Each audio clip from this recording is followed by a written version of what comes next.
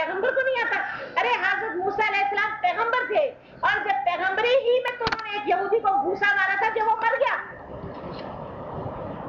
उनको ये चीज अता नहीं हुई थी जो मेरे नबी को अता है। फिर हज़रत सल्लल्लाहु अलैहि वसल्लम मकान में जाकर अपने चचा अबू तालिब से ये सारी बात रखी, बताई, और अबू तालिब ने फौरन कहा खबरदार ये बात बताना नहीं किसी को। और ये चचा की हुक्म, यानी इसमें भी अब आप जैसे बेवकूफ लोग, हम जैसे बेवकूफ लोग एक बात हो जाए ऐसी तो हम सबको जमा करके बताएं, देखना ये हुआ इसके साथ, मेरे बेटे के साथ तो ये होता है और मेरी बेटी के साथ तो ये होता है। तो ये बातें छुपाने की है, ये चर्चा करने की नहीं। जो डब्बा पीर होते हैं ना वो ये चर्चा करने की। अगर कोई ऐसी बात अपने बच्चों में देख लो उसको छुपा लो। यहाँ तक किताबों में लिखा है कि अगर किसी के बच्चों को रसूल पाक की ज़ियारत होती हो, बुजुर्गों की ज़ियारत होती है, उसको छुपा लो, बताओ नहीं, क्योंकि ये नेमत छिन जाएगी, लोगों को हसद हो जाएगी कि इसको क्यों नजर आए, हमें क्यों नजर नहीं आए। अमल नहीं अपना देख ठीक करेंगे, बस इस पे लड़ेंगे कि इसको नजर आते हैं, मुझको क्यों नहीं आते। अरे उसका कोई अमल होगा जो ऊपर कबूल हुआ। तो चचा ने बिल्कुल मना कर दिया कि ये बात किसी को ना बताना। तो हुजूर सल्लल्लाहु अलैहि वसल्लम का परवरिश होती रही। एक दिन अबू तालिब ने हजरत से कहा कि मैं चचा जान बहुत आपसे कुछ कहना चाहता हूँ मगर मुझको शर्म आती है। तो चचा ने कहा कि मेरी जान, तुम जो भी तुम्हारे दिल में आए तो मुझे जरूर बताओ, मैं नहीं तुम्हारी बात सुनूंगा तो कौन सुनेगा। कहने लगे कि मैं आपका बदकिरदार हूँ। अबू तालिब ने कहा तुम्हारे माँ बाप मर गए, कोई चीज़ भी उन्होंने नहीं छोड़ी, मेरे पास दौलत भी नहीं है, मैं तुमसे एक बात कहना चाहता हूँ। तो कहने लगे क्या कहना चाहते हैं। कहने लगे अबू तालिब कि मैं ये चाहता हूँ कि बेटे कि मैं तुम्हारी शादी खतीजा बिन्त खालिद से कर दूँ। बहुत मालदार औरत है और बहुत नौकर है उसके पास, और इतनी वो कदर करती है, बहुत अच्छी उजरत भी देती है, और अगर उसके पास तुम नौकरी करोगे तो उसके पैसे अल्लाह ताला तुमको जो पैसा मिलेगा मैं तुम्हें ब्याह दूंगा, और अपनी चश्म अपनी आंखें रोशन करूंगा जब मैं तुम्हें खुश देखूंगा। तो हुजूर सल्लल्लाहु अलैहि वसल्लम ने फरमाया मैं तो आपका बदकिरदार हूँ, आपकी बात में अपनी दिल और जान से मान लूंगा, आप मेरे हक में जो बात करेंगे बहुत बेहतर करेंगे। तो अबू तालिब जो थे वो हुजूर सल्लल्लाहु अलैहि वसल्लम को लेकर हज़रत बीबी खतीजा के पास गए। अंदर से उन्होंने आकर पूछा तुम कौन हो और कहाँ से आए हो। अबू तालिब ने कहा कि उनकी कनीजों ने आके पूछा, तो हज़रत उन्होंने आके कहा हज़रत अबू तालिब ने कि खतीजा से जाकर कहो कि अबू तालिब तुम्हारे घर पे खड़ा है और तुमसे कुछ अर्ज करना चाहता है। तब गुलाम ने जाकर खतीजा को खबर दी रज़ी अल्लाह ताला अन्हा। वो बोली कि उनको यहाँ ले आओ। तब हज़रत अबू तालिब जब रसूलुल्लाह सल्लल्लाहु अलैहि वसल्लम को लेकर बीबी खतीजा के सामने पहुंचे, उस वक्त बीबी खतीजा एक तख्त पर बैठी थी और 70 कनीज़ें उनके आगे हाथ बांधे खड़ी थी। क्या समझिए, यानी रसूलुल्लाह सल्लल्लाहु अलैहि वसल्लम की ये दुख्तर फातिमा जो है ये इतनी अमीर औरत की थी। समझ में आई? अल्लाह का कुदरत का इंतजाम देखो यहाँ। और सारी यहाँ खड़ी थी। तो हजरत खतीजा ने अबू तालिब से कहा कि आप यहाँ क्यों आए, आपने ये तकलीफ क्यों उठाई, आपका क्या मकसद है।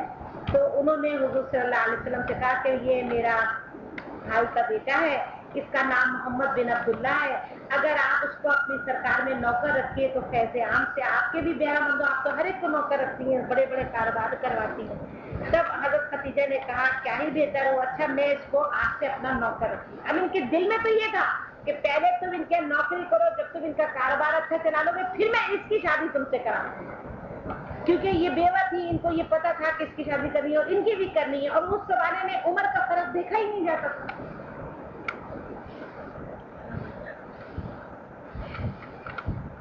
मैं आपके एहसानमंद हूँ और मैं आपके लिए दुआ करूंगा। तब हज़रत खतीजा ने कहा इससे अच्छी बात क्या होती है, मैंने आज से उन्हें नौकर रखा। रिवायत है कि हज़रत अबू बकर सिद्दीक़, हज़रत अली करमल्लाहु वजहू के और हज़रत खतीजा रसूलुल्लाह सल्लल्लाहु अलैहि वसल्लम के रिश्तेदारों में से थी।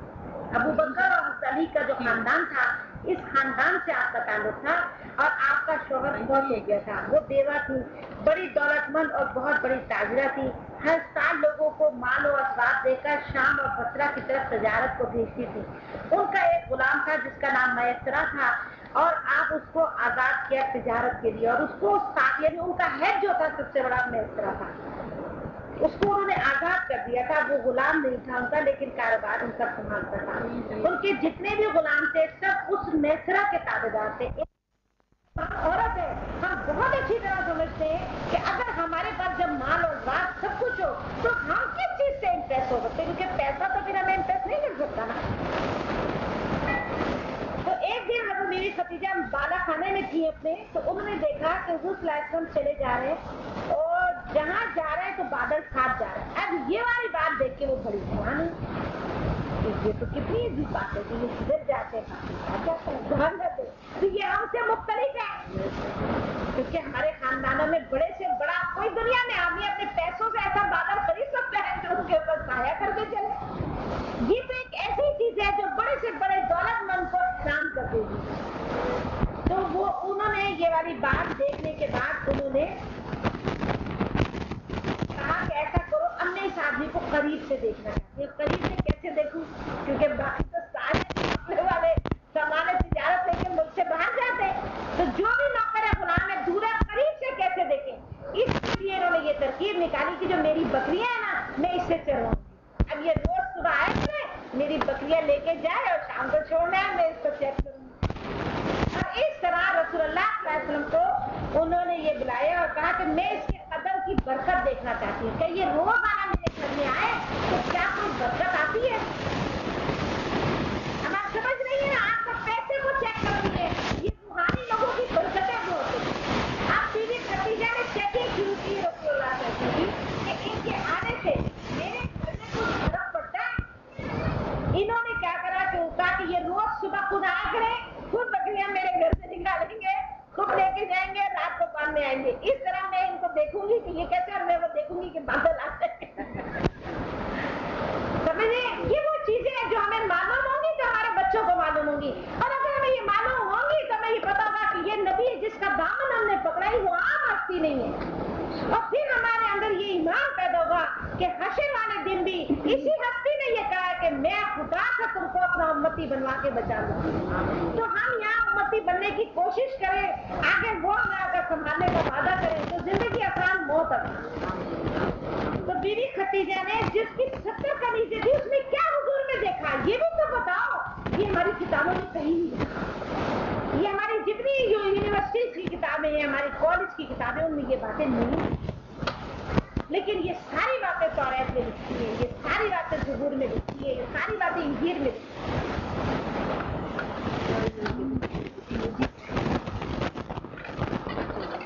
اب انہوں نے روزانہ دودھ چیک کرنا شروع کرا کہ بکریوں کا دودھ بڑھتا ہے کہ نہیں. اب جب حضور صلی اللہ علیہ وسلم بکریاں لے جانے لگے تو بکریوں کا دودھ دگنا ہو گیا. برکت ہی تو انہوں نے چیک, کیونکہ ایسا کوئی انجیکشن نہیں آتا جو بکریوں کو لگا دیا جائے تو بکریاں ڈبل دودھ دینے لگے. اس زمانے میں بھی ایسی کوئی چیز نہیں تھی. تو یہ صرف برکت ہے, وہی خاص بکریاں کھاتی تھی, وہی سب کچھ کھاتی تھی. لیکن اللہ نے کیونکہ خدیجہ کا دل جھکانا تھا, اس لیے خدیجہ بیوی کو جھکا. ان سے بیوی فاطمہ میں پیدا ہونا تھا, ان کے گھر میں آل رسول میں پیدا ہونا تھا, اس لیے ان کا دل تو ہاتھ میں ہی تھا یہاں سے. یہ سب قدرت کا اس لیے. کچھ معجزے اس لیے ہوتے ہیں کہ ابو جہل مسلمان ہو جائے, اور کچھ چیزیں اس لیے بھی ہوتی ہیں کہ امہات المومنین میں بیوی خدیجہ کو شامل کرنا. نہیں, یہ سب ایک نظام ہے, یہ کیسی اچانک باتیں نہیں ہے کہ اچانک ایسا ہو گیا اور اچانک ایسا ہو گیا. نہیں, یہ سب قدرت کی ایک پلاننگ ہے. حضور صلی اللہ علیہ وسلم کے آنے کے وقت میں حضرت بیوی خدیجہ سارا کام تو بھول گئی, اور صرف حضور کے آنے کے بادل کو اور جانے کے بادل کو دیکھا. شوہر تو انہوں نے پہلے بھی دیکھا ہوا تھا, کوئی چھوٹی عمر کی بچی تو نہیں تھی, اور پیسہ ان کے پاس اتنی کثرت سے تھا, اور ان کی سوکھی ہوئی بکریاں جو تھی جو کتاب دودھ دیا کرتی تھی وہ 13 کے حساب سے دودھ دیتی, اور بچے بھی زیادہ پیدا ہونے لگے. جو بکریاں بچے نہیں دیتی تھی وہ بکریاں بچے دینے لگی. پہلے آئے تھے تو بکریاں اگر 50 تھی تو بڑھتے بڑھتے 100 200 ان ہفتوں میں اضافہ ان کے اندر ہونے لگتی. پر حضرت بیوی خدیجہ ہمیشہ سے اب حضور پہ نگاہ رکھنے لگی. انہوں نے کتنے سال اس پہ نہیں کیا یہ نہیں اس میں لکھا کہ انہوں نے کتنے سال حضور کو واچ کیا. اور ایک تو یہ دیکھتی کہ حضور کے سر پہ چھایا ہوتا ہے جب آپ جاتے ہیں. اب انہوں نے اس کی چیکنگ اور شروع کری. چھپ چھپ کے اس طرح دیکھیں کہ جب یہ جاتے ہیں تو اور کیا ہوتا ہے. تو انہوں نے درختوں کو سجدہ کرنا بھی دیکھ لیا. یہ درخت انہیں سجدہ کرتے ہیں اور پتھر انہیں سلام کرتے ہیں. آواز آتی ہے پتھروں سے, آواز آتی ہے الصلوۃ والسلام علیکہ یا رسول اللہ. حضور سب کو کہتے تھے وعلیکم السلام. سمجھ میں آ رہی ہے آپ کو بات؟ یہ جو رحمت للعالمین کی چیزیں اس نے دیکھی تو خدیجہ کی 70,000 کنیزیں پھر تو قربان, وہ خود اپنی قربانی کو تیار. اور انہوں نے یہ بات دیکھی کہ یہ ساری علامتیں کرامتیں جو کچھ تھی وہ دیکھی کہ پتھروں سے آواز آتی السلام علیکہ یا رسول اللہ. جب وہ یہ باتیں سنتی تو یقین ہو گیا کہ یہ رسول ہے. چھپی تو نہیں رہی اب ان سے یہ بات. اب اس کے بعد کیا ہوا کہ اب آہستہ آہستہ حضور کی دیانتداری, امانت داری, شرافت, حیا یہ سب بھی مشہور ہونی شروع ہوئی. اس کے بعد لوگوں نے حضور کو امین اور صدیق کہنا ثابت شروع کر دیا. اور اب آپ کی عمر 30 سال. کتنی اسٹڈی کری ایسے ہی تو نہیں شادی کری. جب حضرت صلی اللہ علیہ وسلم کے پاس اس کے بعد انہوں نے ایک دن اپنے اس ملازم میسرہ کو بلایا اور کہا کہ اب میں یہاں اب میں چاہتی ہوں کہ میں اس کو تجارت کا مال لے کر اب میں محمد کو وہاں بھیجوں اور میں دیکھوں کہ اس سفر میں کیا ہوتا ہے. اس طرح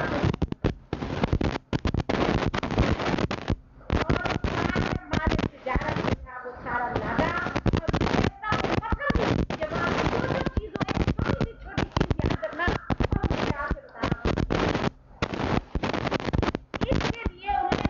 کو الگ سے اجرت دی.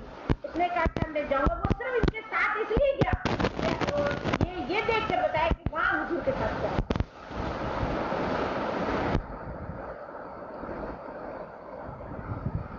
اب دیکھو حضور جانے لگے تو حضور کو حضرت خدیجہ نے اپنے شوہر کا بہترین لباس نکال کے دیا. کیا اس کا مطلب ہے فائنل فیصلہ تو ہو چکا تھا.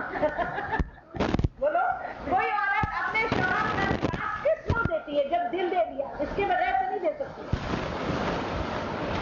صحیح بات ہے نا. اللہ تعالیٰ سب کو اپنی حفاظت میں رکھے. اللہ نے کسی کو تکلیف نہ دکھائے. یہ بات تم اپنے اوپر رکھ کے سوچ لو. ہم کسی بھائی سے بہت ہی خوش ہو کر اپنے میاں کی کوئی چیز اس کو دیتے ہیں ورنہ اپنے میاں کی چیز چھپا کے رکھتے ہیں. اپنے بھائیوں کو بھی نہیں دیتے. جیسے اگر فرض کرو اچانک اس کو اگر کہیں چاہ رہا ہے شادی میں کہ مجھے اس کی واسکٹ دے دو, بولے نہیں چلو چابی اس کے پاس. بہت ہی خوش ہوں گے تو کوئی بہن اپنے بھائی کو اپنے میاں کی واسکٹ پہنا کے بھیج دے کہ چل واپسی میں دے کے جا.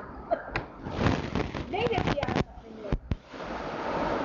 تو حضرت بیوی فاطمہ, حضرت بیوی خدیجہ نے حضور صلی اللہ علیہ وسلم کو اپنا کل مختار مال کا بنایا پہلے اور اپنے شوہر کی پوشاک پہنا کر شام کی طرف بھیجا. اور غلام میسرہ کو جو کہ احوال راہ میں کہا کہ جو گزرے وہ یاد رکھیو اور ایک بار برابر فرق لائے بغیر مجھے بتائیے کہ وہاں کیا ہوا. یعنی جیسے بس کرے تو ویڈیو کیسٹ بنواؤ کہ پوری کیسٹ بنا کے لانا, بول بھی اور حال بھی کہ میں دیکھ سکوں کہ کیا ہوا. اور مجھ کو آ کر بیان کیجو جو کام محمد امین کرنا چاہیں اس میں تم رکاوٹ نہ بننا. جو یہ کرنا چاہیں انہیں کرنے دینا. جو سوداگر ساتھ ہوئے نوکر چاکر حضرت خدیجہ کے تھے رسول خدا صلی اللہ علیہ وسلم کے ساتھ سب گئے. جب مکے سے باہر نکلے ابو سفیان کے قافلے کے قافلہ بھی جا رہا تھا ان کے ساتھ مل گئے. ابو سفیان حضرت رسول اللہ صلی اللہ علیہ وسلم کو دیکھ کر خوب ہنسے اور کہنے لگے خدیجہ بہت